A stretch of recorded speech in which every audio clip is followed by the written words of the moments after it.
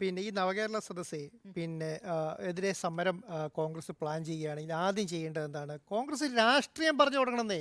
ഈ സംസ്ഥാനത്തിനെതിരെ, ഈ ഭരണകക്ഷിക്കെതിരെ, LDFിനെതിരെ രാഷ്ട്രീയം പറയണം. നികേഷ് കുമാർ പറഞ്ഞതാണ് അതിൻ്റെ കറക്റ്റ് കാര്യം. EP ജയരാജൻ പറഞ്ഞ സ്റ്റേറ്റ്മെൻറ്റിന് ഒരക്ഷരം ആരെ കൊണ്ട് പറ്റിയിട്ടില്ല. ഈ പറയുന്ന കോൺഗ്രസിനെ കൊണ്ട് സംസാരിക്കാൻ പറ്റിയിട്ടില്ല. കോൺഗ്രസിൻ്റെ ഗവർണറുമായിട്ടുള്ള SFI ആയിട്ടുള്ള യുദ്ധത്തിന് കോൺഗ്രസ് മാറി നിന്നപ്പോൾ അവർ കണ്ട ന്യായീകരണമാണെന്ന് സുധാകരൻ പറഞ്ഞത്. അവരെടുത്തിരിക്കുന്ന ന്യായീകരണമാണ് ABVPക്കും RSSനും ഒക്കെ ഇവിടെ സെനറ്റ് മെമ്പേഴ്സ് വേണ്ടെന്നുള്ള ചോദ്യമാണ് സുധാകരൻ ചോദിച്ചത്. എത്ര ബാലിശമായ ചോദ്യമാണ്. അതാണ് ബാലിശമായ ക്വസ്റ്റ്യൻ ആണെന്നേ ഞാൻ പറയുന്നത്. ലോകത്താരെങ്കിലും ജനാധിപത്യത്തിന്റെ ഭാഗമായിട്ട് പുറത്താക്കപ്പെട്ട ആളാ പുള്ളി ഇന്ന്.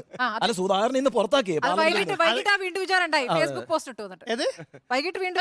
എപ്പോഴും അങ്ങനെയാണല്ലോ. പുള്ളിക്ക് രാവിലെ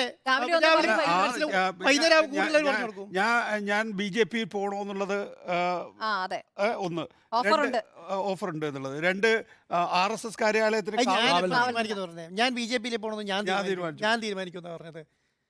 അല്ല, ഞാൻ പറയും ഇത് കോൺഗ്രസ്സിലേ നടക്കുള്ളൂ. ഇത് വേറെ എവിടെയാണ് നടക്കുക? എന്താ പറയുക, ഇത്രയധികം സോഷ്യൽ എഞ്ചിനീയറിംഗ് ഉള്ള LDF പോലെ ഒരു പാർട്ടി കാസർഗോഡ് തുടങ്ങി തിരുവനന്തപുരം വരെ അവരുടെ സംഘടനാ സംവിധാനങ്ങളും അവരുടെ പാർട്ടി നേതാക്കന്മാരെയും എണ്ണയിട്ട യന്ത്രം പോലെ പ്രവർത്തിച്ച് തിരുവനന്തപുരത്ത് എത്തുമ്പോണ്ടല്ലോ, ഇവർക്ക് തീരുമാനമായിട്ടില്ല. അതുവരെ തീരുമാനമായിട്ടില്ല. ആ തീരുമാനമാവണമെങ്കിൽ ഇനി ഇവർക്ക് നേരം. അജിമോനെ മർദ്ദിച്ച ദിവസമാണ് പറയുന്നത്. 20-ാം തീയതിയാണ് പ്രതിഷേധം.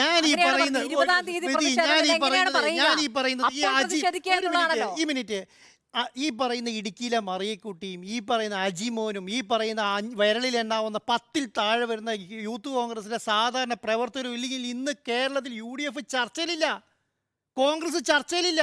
ഈ പറഞ്ഞ ഇടുക്കിയിലെ മറിയക്കുട്ടിയും അന്നക്കുട്ടിയും ഈ 2 പേര് ചെയ്ത സമരത്തിന്റെ 100-ൽ 1 ചെയ്യാൻ ഈ കോൺഗ്രസ്സുകാരെ കൊണ്ട് ഇവിടെ പറ്റിയോ? 100-ൽ 1 ചെയ്യാൻ പറ്റിയോ?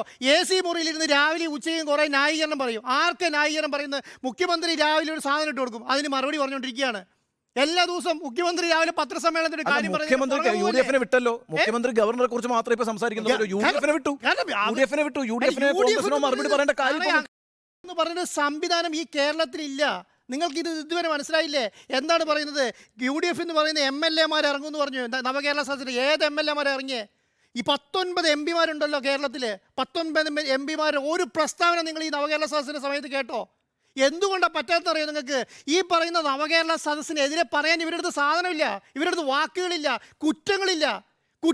കുറ്റങ്ങളും കുറവുകളും കേട്ട് വരികയാണ് നവകേരള സദസ്സ്.